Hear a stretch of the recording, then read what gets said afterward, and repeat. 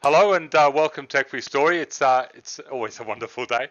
We got Martin Filz here with us, the CEO of Pureprofile, and he's going to tell us all about Pureprofile. Well, we know a lot about it, but he's going to tell us even more. And Wolf's got a number of his juicy little questions to ask, and I'm sure we'll come up with a lot more. So.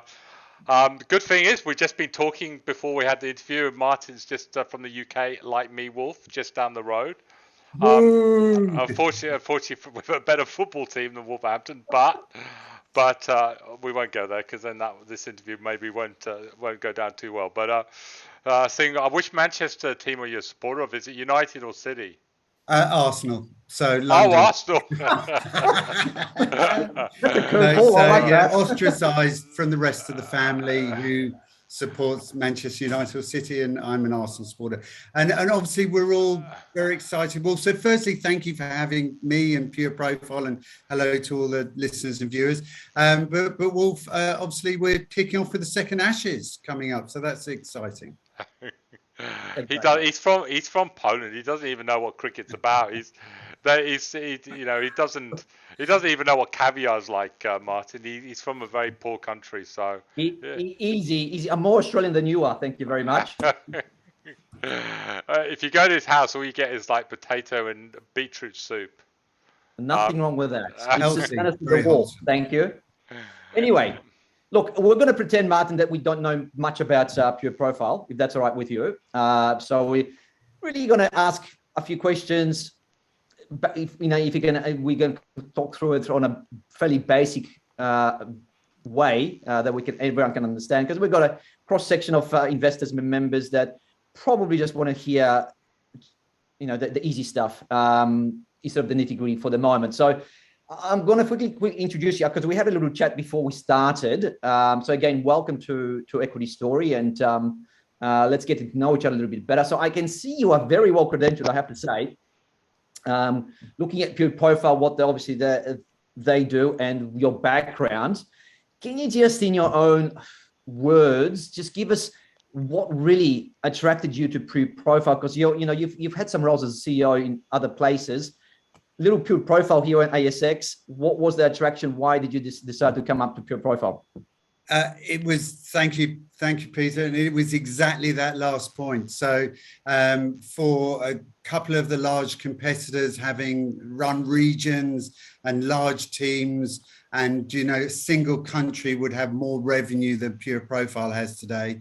I looked at Pureprofile, and I'd known them from past. We're a 21-year-old company, and I've been in the space a long time. So I'd known Pureprofile, and I looked at Pureprofile and thought, wow, this is a sleeping giant sitting here. We were a 21-year-old company at the time, 600 clients in 5 countries, had done the hard work of creating an Indian center, which gives us low cost, high volume of work for clients. So strong brand, strong heritage, well trusted in the marketplace, and was this sleeping giant. And so I saw it, and the rest of the market really sees it at that stage, majority as an Australian company.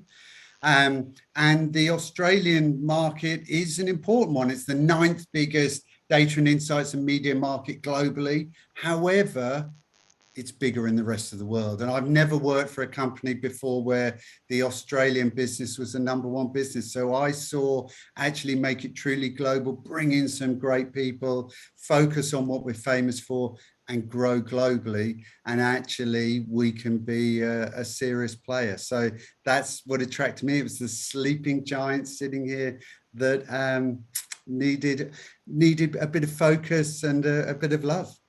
Martin, what's extraordinary is that the growth that you've had abroad, how you've done that with COVID at the moment, because I know here at Equity Story, we're looking at doing things abroad.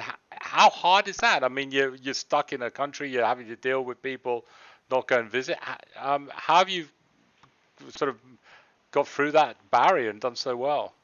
Yeah, my wife is very happy that I'm not on lots of aeroplanes at the moment. And funnily enough, look, I think that's a really good question, David. I don't know a single CEO who feels they will go back to the travel that they used to do. Many people are realizing that actually that was lip service. You're rolled out as a CEO into a market, and actually what value are you really adding? It's 3 days, lots of meetings, couple of meals, and then you're back on the plane and off to the next one. And you're away from family, it's tiring, you're not maybe necessarily able to think about the strategy of the business, and you're not able to sit and do things. So I think first and foremost, many people are feeling that doesn't have to happen today. And secondly, we're really lucky that as an organization, we were about 80% COVID ready. And by that, I mean, we're already remote working. So we spent a lot of, before I joined, was already going on about 6 months, and then 6 months after I'd started, we spent a lot of time changing or adapting our systems to ensure that we were a COVID employer of choice. Now, what does that mean? That means that actually today I'm having interviews with people who in the interview are saying, by the way, how often do I have to be in an office? I tell you what, when I had my first job interview in my 20s, as I was leaving the door, my dad said to me, when they say jump, you say how high. You know, that's how it used to be. And imagine sitting in an interview 30 odd years ago saying, by the way, how often do you expect to have me in?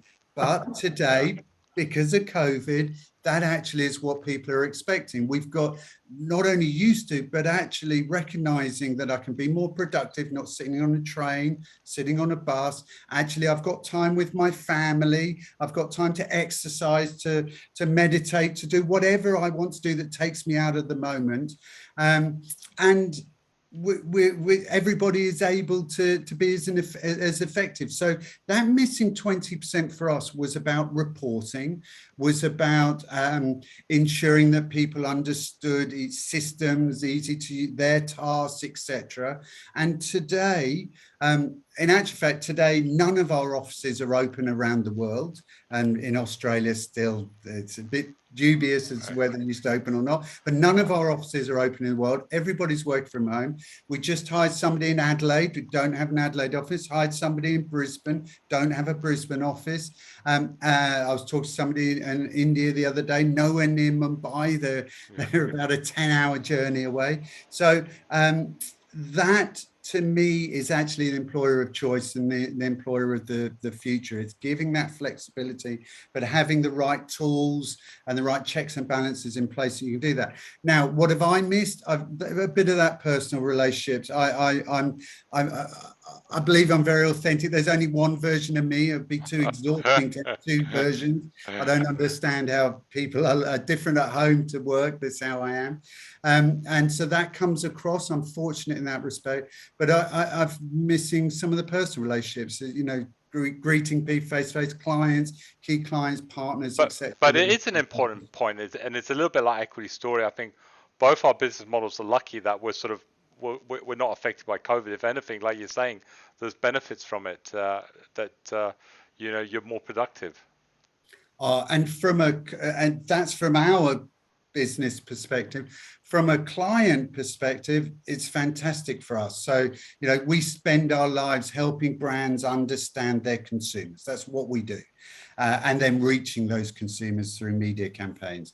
So if you imagine, you know, every product you've bought, advert you see, price points you recognize, there should have been some sort of research that's done first to help brands understand, will that be reaching the right person in the right way? That's what we do. And that's then they can reach the right media campaign.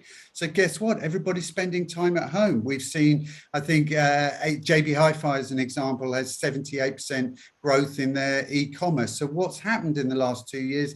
A huge amount of data has been provided. We're spending time at home on our devices, on our computers, doing online shopping, consuming movies and content and et cetera, and brands have to interpret that. So for us, us, it's fantastic. Brands have to interpret that. That's what we do.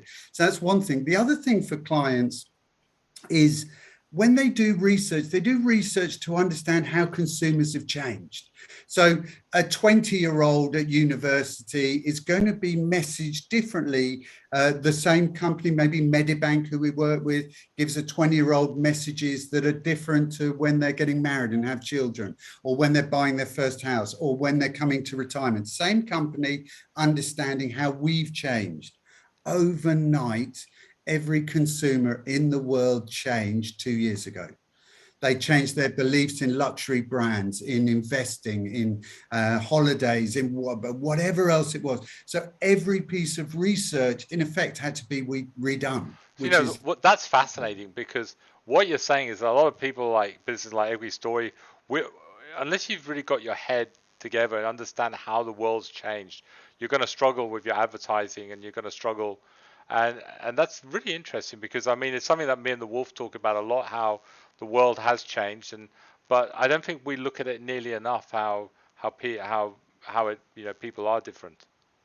I totally right. I remember the first time I got involved with, I'd already been involved with media, but the first time I got involved with research, with data and insights, was 98 with a small Australian company called Red Sheriff, which actually ended up selling in about 2004 to Nielsen. So it was a nice trade sale.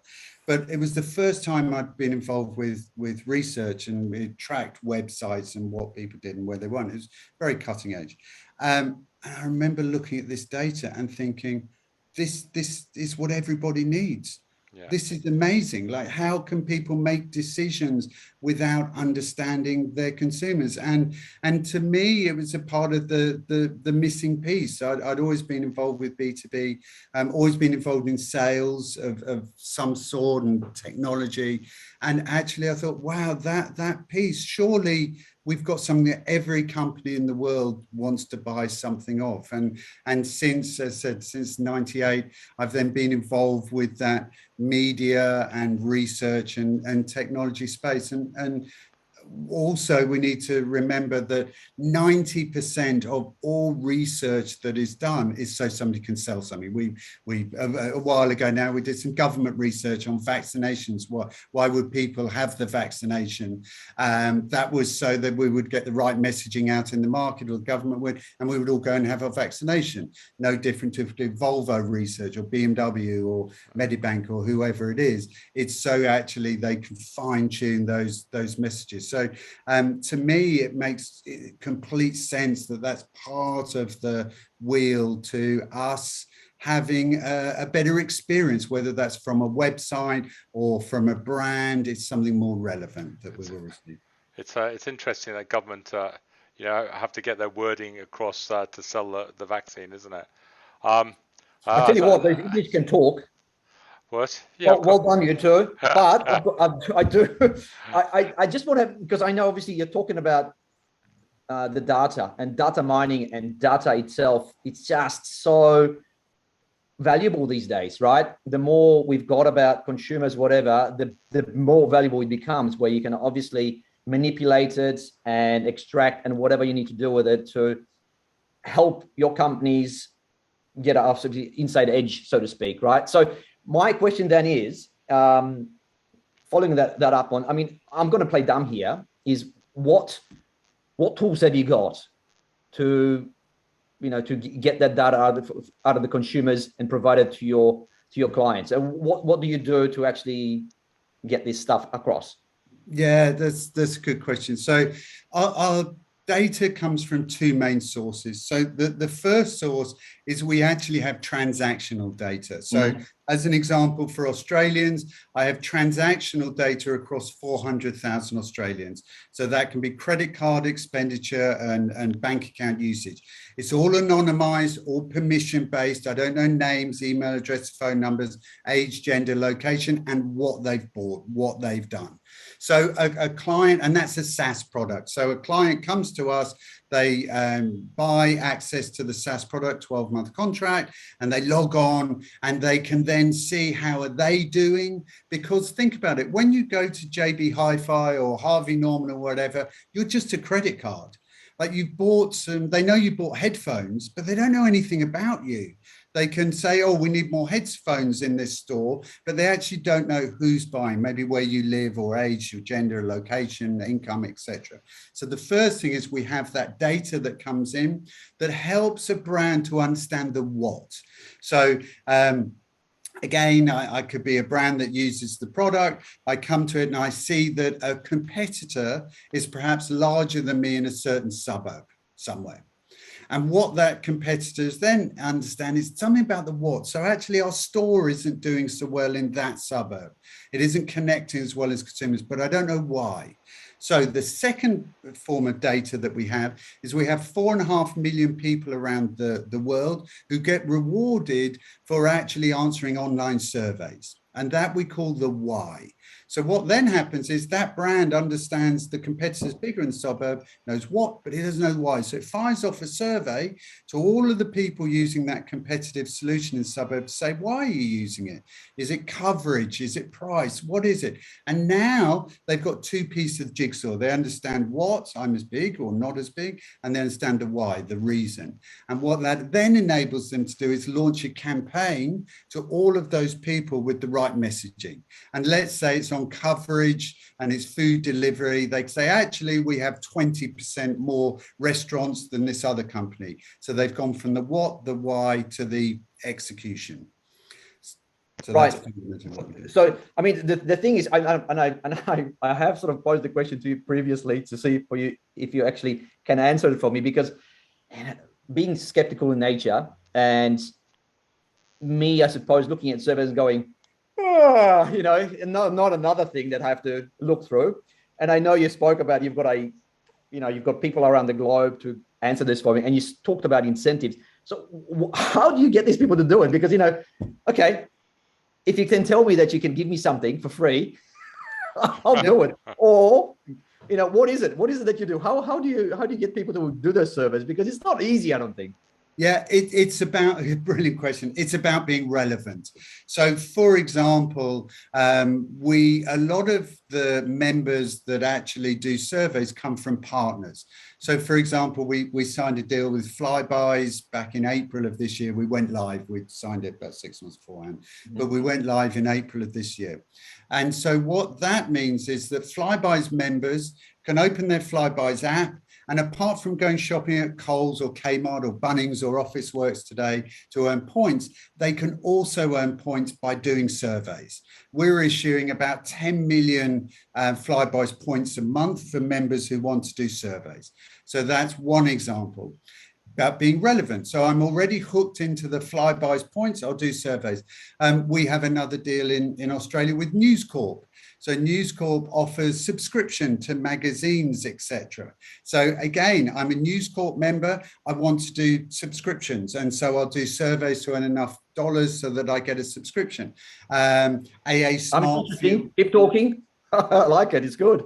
AA Smart Fuel in New Zealand, again, the same points based. Raiz, RAIZ, who is publicly listed, very successful company. I like Raiz a lot. Again, their members do surveys so that they earn dollars that then gets invested by Raiz into their portfolios. A younger audience would be interested in telco credits or gaming credits. So I think you've mentioned for your gamers. So for example, you might be sitting there playing a game at that moment, and then a pop-up will come up that says, hey, if you do this survey, you can earn enough points to upgrade your sword or gun or city or whatever you're doing. So it's about being relevant, whatever the reward is that actually that audience would be interested in. Makes perfect sense now why people do surveys. I had no idea. I just thought, oh, it's just a waste of my time. But I can see it's not a waste of time because you're going to get something out of it, which is good. Okay, Martin, let's move on. Let's talk about the business itself. So, I'm always, coming from my fundamental backgrounds, three most important things for me, and we'll maybe go through some of these things today. I obviously need to understand the business model, which you just discussed a little bit just then, but just talk about your revenues, what business you talked about already, the services, software as a service, which is obviously something very important to me because I see that model is quite popular at the moment. It's got I suppose a fairly visible type predictability about it over the future. So can you just give us a brief overview over the model itself of how it works? Yeah. How long do we have? So you can do it like the Oscars. We'll start going like that after 5 minutes. Exactly. We'll be going. You see me going like that. In other words, how do you make money? That's probably the question here. All right. We're a 21-year-old company. That's really important. That's trusted brand, and I've mentioned that. So I am so fortunate within Pureprofile that we've got a number of levers that I can pull to actually keep generating revenues, or the team keeps generating revenues. So firstly, we have products. So data and insights, that's somebody like Medibank or Volvo or government coming to us and saying, I want to reach 1,000 drivers of BMWs in Brisbane, please. And we run a survey for them. And that can be across our own audiences that we built or a partner audience that we built. They pay us an amount of money per person. We give a percentage of that as a reward for the individual, and then we keep the balance. So somebody running surveys, we make money in that way. That's the first one. The second one related to that is campaigns. A client comes to us and says, I want to run a campaign. I want to reach 1 million people who are interested in drinking tea, for example. And we then use DMPs, DSPs, networks to go out and reach 1 million people that look like tea drinkers. And they'll receive, they get a banner or email or whatever the campaign is to say, hey, here's some offers for drinking tea, or it's more healthy than coffee, or more refreshing than water, or whatever the message is. So campaigns and data and insights, or pure amplifying data and insights, they're ad hoc. The other ways that we earn money, we have a product called Audience Intelligence, and that's the one that curates all of that transaction data. I pay a subscription service to use that as a client. I want to log in and see that data, 12 months. Audience Builder, another product that would be Flybuys use that product. They want their members to earn points. They in turn want to gain more insights on their members so that they can understand them better, to have the right products at the right price at the right time. And then there's a revenue share at the back end of it. I have Insights Builder. That's a SaaS product that instead of ringing me up saying I want to meet 1,000 BMW drivers, I just go into the tool myself and access 1,000 BMW drivers. So I've got 3 SaaS products. I've got data and insights. I've got Pure Amplify Media. And then I've got countries. We're in 7 countries today. In the last 12 months, we actually launched campaigns or research projects in 93 countries. I'm in 7 countries today. So all of my geographies are growing at different times, and we have different focuses, and especially externally of Australia. So I'm able to pull these geographic location levers, and I'm able to pull the product levers. I should say at that point, I said I a lot. I don't really do anything. I have, and I wish CEOs would say this. Look, to be honest with you, I used to, when I was a young kid, sell cars in the south of Spain. And I had the director of Saab came in one day. And I said to him, what do you look for in a CEO? He said, my Swedish accent, he said, Dave, we look for somebody who's lazy. I said, why lazy? Because he said, then they organize the business really well. He said the last thing they want is a guy running around trying to do everything but doing nothing. So big tick. I wouldn't quite agree that's the reason, but for me, for me, it's about hiring amazing people and then getting out of their way, giving them the right tools that they need to delight their clients so that they are fulfilled in everything we do. I am an employee as well, and we have a wonderful time. I have 177 amazing people around the world. I'm blessed to work for this company. My job is to facilitate what they need.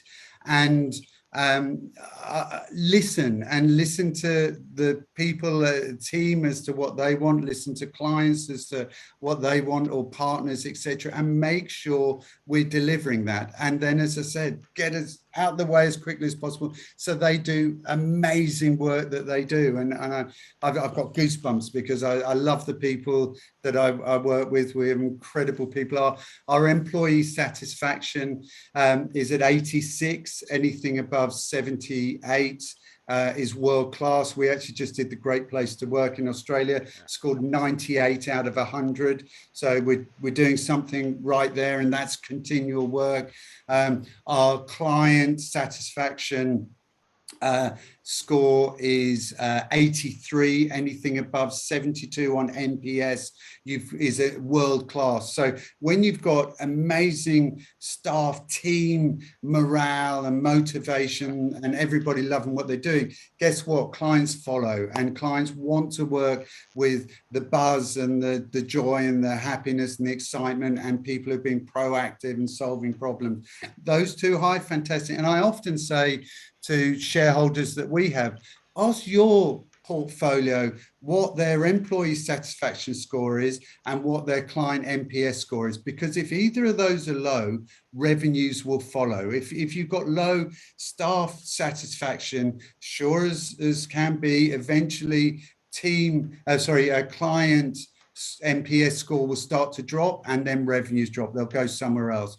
Both of those high, you're onto something great. Keep doing that and keep working hard to ensure that. So I'm blessed to work with just phenomenally amazing people. And we don't call it a Pureprofile family, but a Pureprofile community, because a community sums up, I've got other family units and other interests, but when I come together, I totally care about the business and the company and what I'm doing. That culture was already there when I started, and I'm fortunate enough to be part of that. Martin, where do I sign up? It sounds wonderful. I want to work. It's great. Dave, we need to do something about this. Well, listen, I think it's fantastic. And Martin is so buzzy and he's so full of love for the company. I'm sure that just goes straight through the whole business. And having a CEO like you, Martin, I think that obviously they're, I can see why the business is really starting to pump and do really, really well. Wolf, what other questions did you have?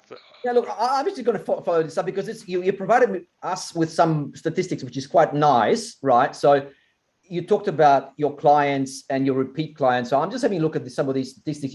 91% of your revenue comes from repeat clients. That's pretty impressive in its own way. So then you've got 4 years average tenure of clients. Then you've got 15% year-on-year increase in active clients. So you can see there's growth, quite substantial growth coming through. So I'm going to sort of lead on to the next question from here is your growth, because that's, one of my three key pillars is the management, growth, and of course, what they actually sell, right? What sort of products they actually sell. So in this case, I'm loving what I'm seeing so far at this point in time. And I think you've come up with a recent update that things are going quite nicely and probably better than you expected, which is beautiful. So going from here, can you just briefly give us an idea? Let's talk about where you see probably the strongest growth coming from, and maybe sort of, product and region, and where do you see the business, or what sort of rates you think you can sustain over the sort of medium term? Yeah, look, a good question. So when I talked earlier, three-pronged strategy. So global, SaaS, and then that enables the D&I and Pure Amplify to do what they need to do. 60% of our revenue comes out of Australia. Never worked for a company where Australia's number one market. The UK market is 14 times bigger than the Australian market. We already have 18 people in that market. We already have a strong brand. We've been there 10 years or so. So it makes complete sense for us to grow and see the growth coming internationally. The US market is 40 times bigger than the Australian market. It's actually 44 times bigger than the Australian market.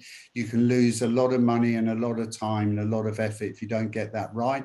And so with the US market especially, we will look to find another partner like Flybuys. Gives us immediate scalability. We don't spend any money putting our hands in our own pocket to launch on the back of a strong partner. The UK is an absolute natural one for us. When I headed up EMEA for one of the big competitors, my UK only revenue was about 100 million US dollars. UK only, in same sort of business as Pureprofile. Pureprofile this year in that particular business will do $12 million Australian. Huge amount of market share that we can reverse into very, very easily. So that's why you see we grew 61% in the first quarter. That was a little bit strong. No company really wants to grow as fast and as hard as that, because you're playing catch up a little bit. Things creak at the seams. Comfortable for us to be about 40% growth, and we saw that in October and we published that. But you're now seeing the growth outside of Australia being about double to what it is in Australia. And that is because, as I said, low market share in the rest of the world, low hanging fruit, very easy for us to do that. That's our revenue growth. We have a 3-year plan, which organic, very achievable. Perhaps an acquisition will accelerate some of that. But also what's interesting is that as a company, we don't quite operate as our peers do at the moment. And there's a lot of upside. So if investors looked at YouGov, they're UK listed, about 100 million pounds of revenue, market cap of 1.8 billion. They, broadly speaking, about 40 cents of every dollar they earn goes to EBITDA, and about 15% goes to profit. If you look at our last financial year, for every dollar we earned, about 15 cents went to EBITDA, so not 40 cents, and about 2 cents or so went to profit, not 15 cents. Now, that is because we weren't focused on that as a business. So when I came in, some people left, brought in experienced people that I know from around the world that fortunately came to join us. Now we are absolutely focused on that. So we have a 3-year plan that actually our EBITDA will be about 40% and our profitability will be about 15%. And we're doing that. And that's why you see in every release, we release every quarter. That's why you see our EBITDA line and our free cash line growing much faster than our revenue line. So even if we stood still, even if I did not sent more than 30 million that we did last financial year, in 3 years' time, we'll have $6 million EBITDA and 4.5 or so free cash. So we've got those two things going for us, growing our revenue line, but also behind the scenes, we're doing things a lot better. And so we're growing that EBITDA and the free cash line. For me, that growing of the margins is a huge thing. Like you said, I mean, you really don't have to chase the growth out there. You can just concentrate on improving that stuff, and you can still deliver a pretty good result for the shareholders out there. So I'm really liking that because it gives you extra optionality as an investor. But just to follow up on the US, you talked about, you can go get in the US and you can get eaten pretty quickly. There's a lot of competition going around with this sort of space. Can you tell me what are you in the US at the moment, and what's the plan? Because it's obviously a huge market, like you said, 44 times bigger than Australia. Where are you at the moment with the US? Are you getting in there, or what's the story? Yeah, so we have a small presence in the US. We'll do somewhere between $2 and $3 million this financial year in the US. Our big competitors would be doing 300 million US in the US versus 2 to 3 million Australian that we're doing. So I'm fortunate enough, a person young that heads up data and partnerships for me. We've got people focused on finding us a Flybuys partner in the US. and then we will launch in the US with that partner. And rather than just saying, hey, we're here, we can do lots of data and insights, there will be something around a speciality. So maybe we'll focus on social research, or mothers with or parents with young children, or gamers, or whatever, so that actually we'll be very specific in a niche. We'll build our name from that niche with a partner, and then we can go to broader consumer work. But again, that's a huge upside for us. And we can see our way to sort of continue the growth that we saw in 21-22, from the 21 to 22, which was 24% revenue growth. We can see our way to easily exceeding that for the next 3 years, and our results this year show we're exceeding that. And that's with just the US being organic. With a partner, it suddenly blows up, which is fantastic. What sort of time frame are you looking at to find a partner? Have you set yourself something to work towards, or is it just, I don't know? I mean, it's obviously pretty exciting, but when are we expecting something from that end? It takes about 80 for a big partner. You can find small partners. For a big partner, it takes about 18 months of discussions. I've been on board about 18 months. Young Ham, who heads up that team, started with us about 12 months ago. Discussions normally take about 18 months. So actively looking, big partner across Asia that gives us expansion beyond Singapore, and we're just about to open a Malaysian office. So expansion beyond that, more data points, and then UK and US, but especially US. So yeah, about 18 months. Young's been with us for 12 months. I'll leave it at that. Brilliant. Fair enough. All right. I'm going to move on to, because obviously I'm liking what I'm hearing here. I suppose that's why we're talking to you, because it was something that it was flying under the radar, Pureprofile, I have to say, and probably still is in a way. But you're making a lot of nice noises for me. And like I said, the growth for me is what really attracts me to the company here. And we've talked about the revenues, you've got some nice growth. We're talking about the company expanding in various ways. So I'm just going to maybe just slightly turn it around and looking maybe some of the risks involved, some of the big challenges in that, just to get an understanding, because nothing's ever rosy, right? There's always going to be some stuff that potentially might be a hurdle to overcome and so on. So something that we don't want to be surprised by.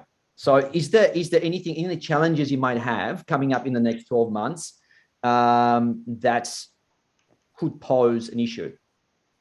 Yeah, that's a really good question. I think, firstly, as a company, they'd made a bad acquisition in 2016 that hadn't worked out, and and then we did a recapitalization 12 months ago, which I came aboard to help with. And so the company hadn't had a lot of investment in the period between that to 12 months ago, as people would imagine. It was sort of day to day.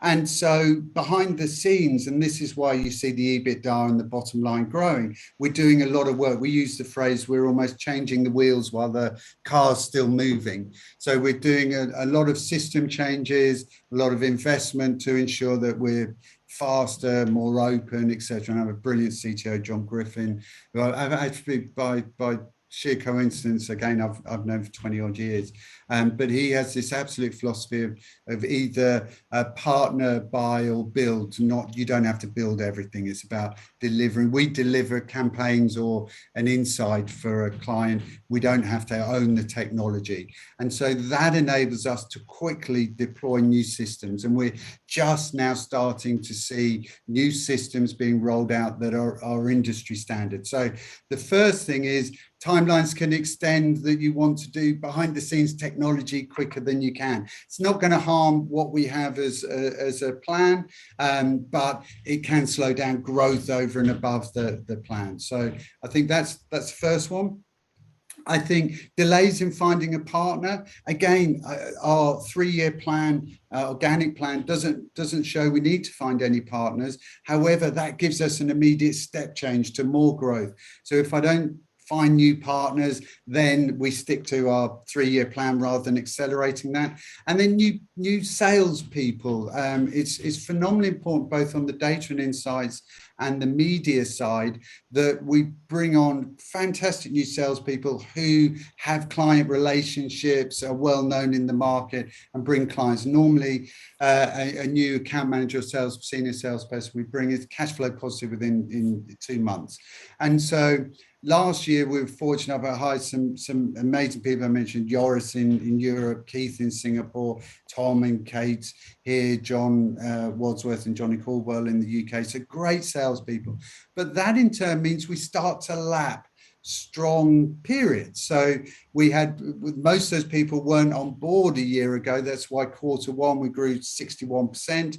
October, we only grew 40% because you start to lap. You've already hired those great people. So being able to find great new people equally becomes challenging. So you've got a people thing, you've got a partner element, and then you've got a technology piece. So on the face of it, everything's going brilliantly. Really pleased with how we're going.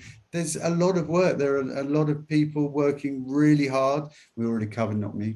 A lot of people working really hard who are ensuring this is a success. You know, nothing comes out of luck. You know, it's you make your own luck. And I'm really fortunate also, Melinda Shepherd, who normally does these with me, who's CFO, COO, who been in the company about 3.5 years and really kept the Pureprofile going so that we're able to have the success we have now.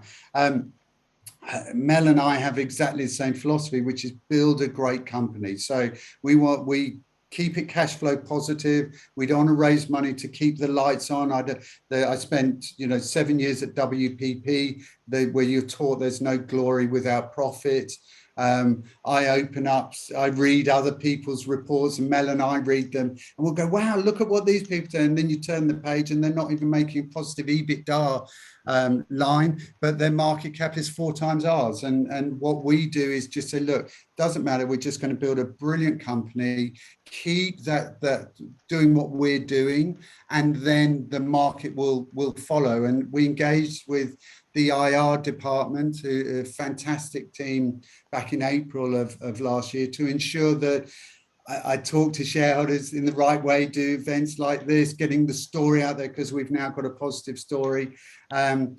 But recognizing my job is building a fantastic company, letting the markets know what we're doing, but actually the share price will follow. And funny enough, every time, well, we've always had amazing quarters, touch wood, since I've been here. Every time we have an amazing quarter, the share price goes down 3%. So there's no, we sit there going, oh, I wonder what will happen today. It's not us. It's not us, Martin. I've given up on that. Look, there's a lot of hard work that a lot of people are doing, and the share price will follow. When you look, and this is something we talk about, when you look around the world, and you can either look at private companies like Quantium in Australia, $100 million of revenue, they're valued at $1 billion. Woolworths just bought 75%. 10x more market cap that YouGov have, others, Cint or Dynata or Lightspeed. There are many others. There seems to be a magic figure that's about $100 million of revenue. About $100 million of revenue, to have got there, you have got to have executed countries. You've got to have executed some products. Maybe you've made a small acquisition. You've re-rated the company to the expand that in our space, I don't know any other companies that are $100 million that are under $1 billion market cap.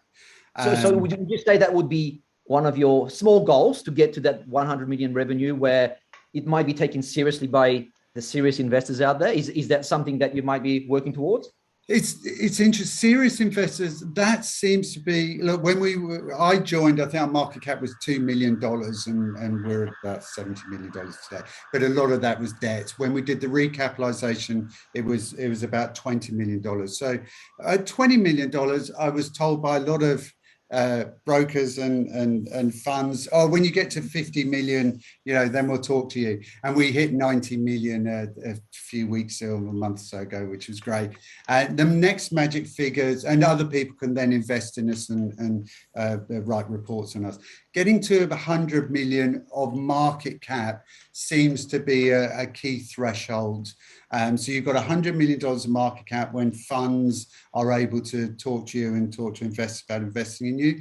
From a revenue standpoint, separately, seem to have $100 million of revenue equates to about a $1 billion market cap. So that gap then today, last year we're $30 million.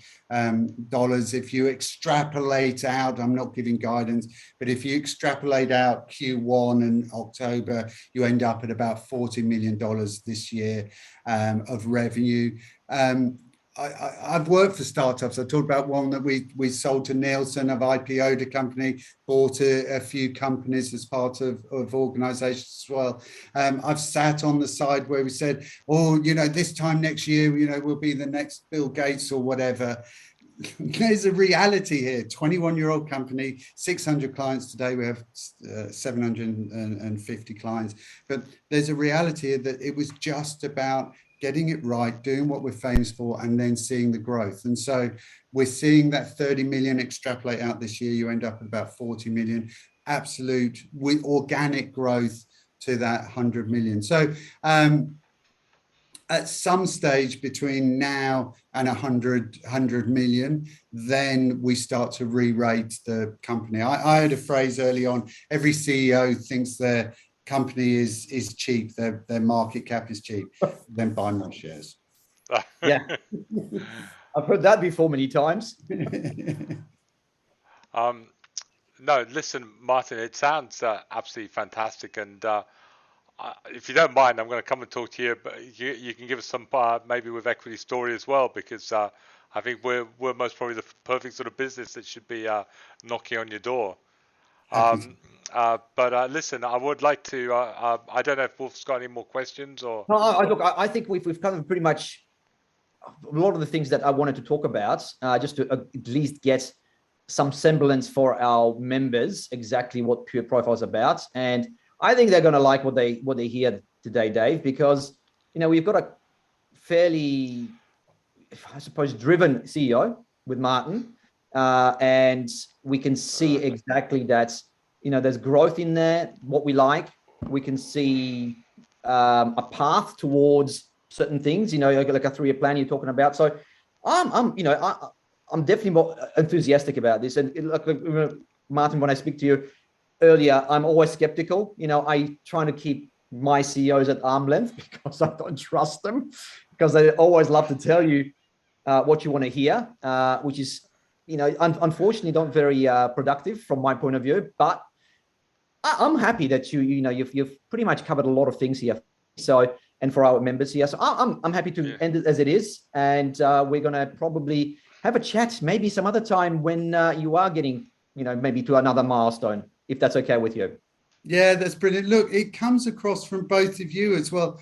Do what you love. Like I have the best job in the world. I'm so fortunate to do what I do.